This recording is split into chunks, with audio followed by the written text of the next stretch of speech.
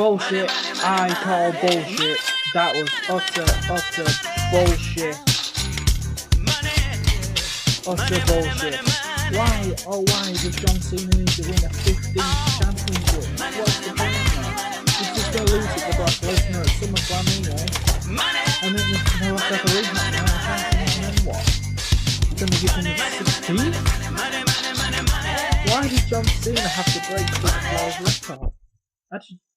I just don't see the point. I mean, of all people, why give it to him? He gets booed in his own fucking hometown.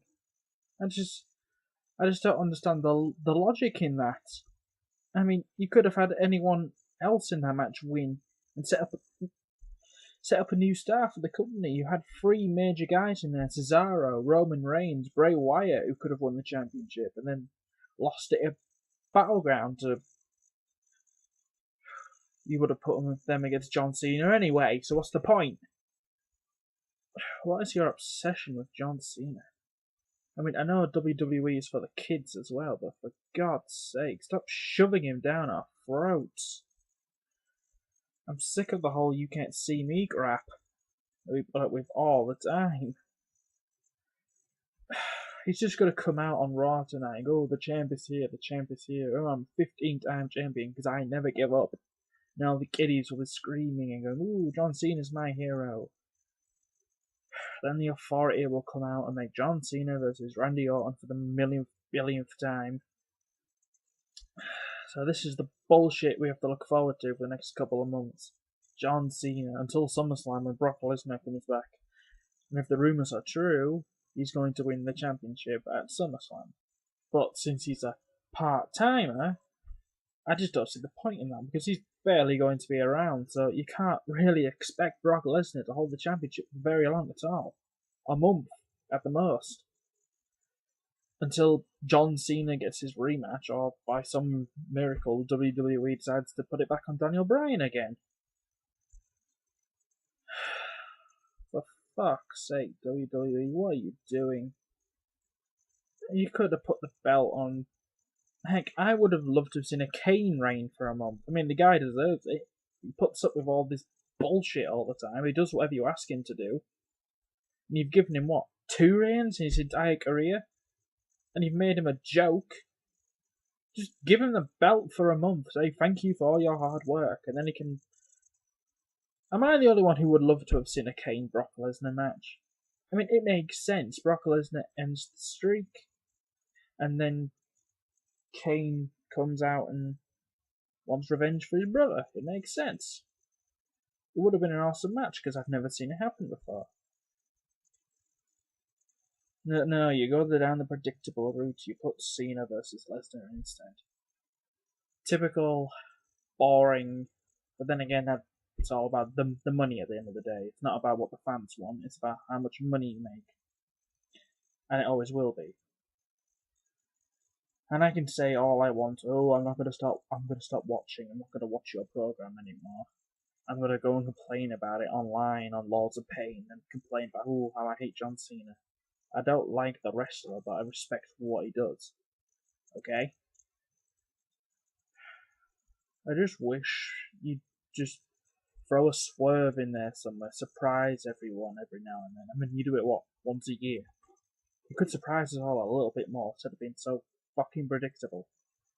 Oh, and in the future, try your very best to make sure that leaks don't get out so early, like that bloody poster for SummerSlam. Kind of ruined your main event a little bit there. Kind of made it very predictable. Yeah. So, John Cena's going to be a 16-time champion by the end of the year, it looks like, equaling Ric Flair's record.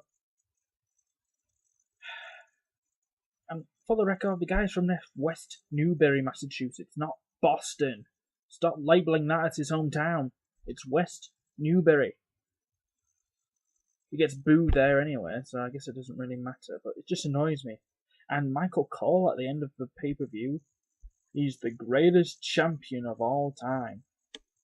Slap in the face to Bret Hart, Shawn Michaels, The Undertaker, The Rock, Stone Cold, Ric Flair, Hulk Hogan, for this. This is the greatest champion of all time. The guy who does this.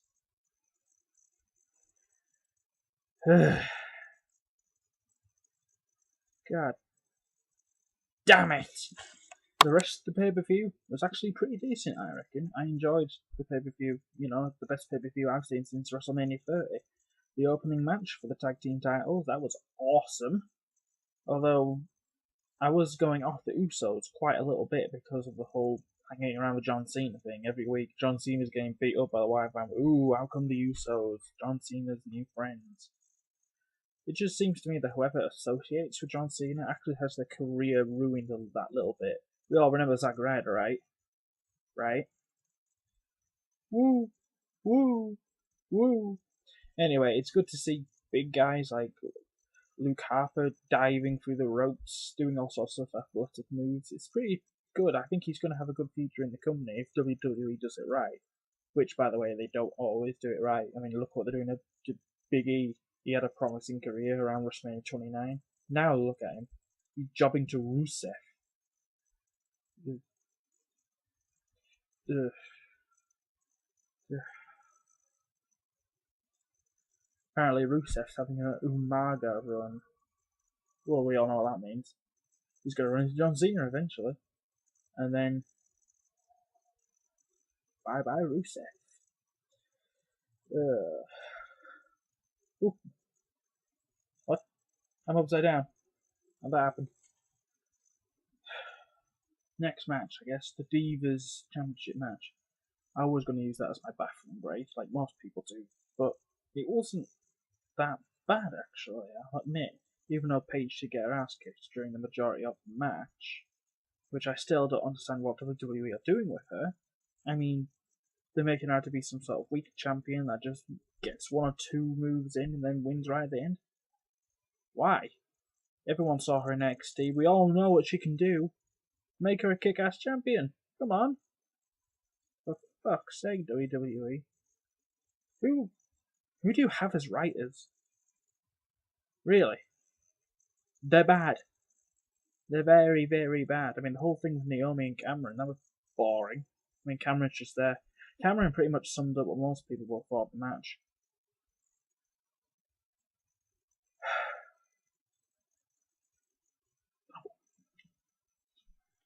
Yay!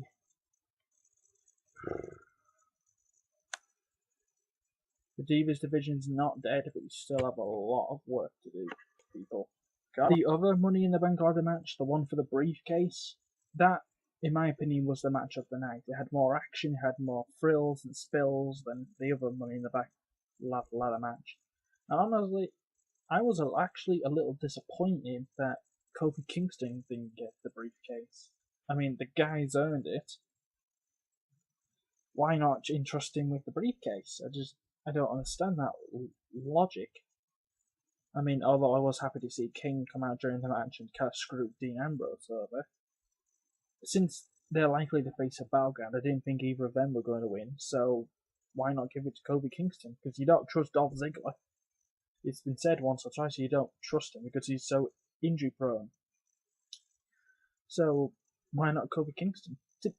Now, when I talk about that, I want to say, why did you put the belts together? Because you pretty much screwed over most of your roster because you only have one major championship. So the chances of people like Kofi Kingston and Dolph Ziggler ever getting near the belt again are extremely unlikely just because of this. I mean, when you had two belts, the World Heavyweight Championship, the door was open for so many superstars to win that belt. You could have seen Dolph Ziggler, you could have seen Kofi Kingston, Damien Sandow, scratch that, not Damien Sandow, Bad News Barrett, win the belt. But no, you took that away from them, and now you only have one belt. I just don't see any of those guys ever winning it.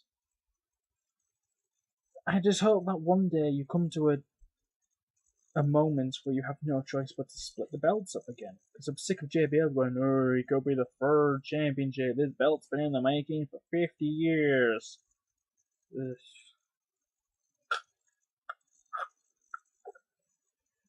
Apart from that, very good match. Really enjoyed it.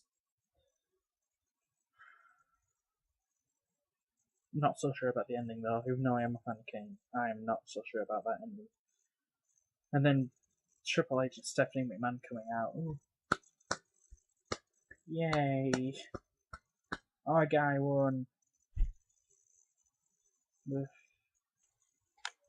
Okay guys, just to clarify, my rating for this pay-per-view, if I had to give it out of 10, I would give Money in the Bank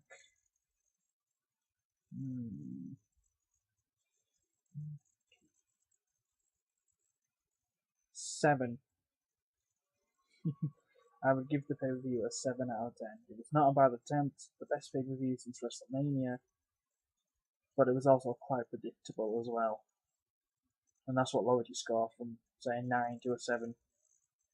I wasn't surprised by anything in the matches or the winners.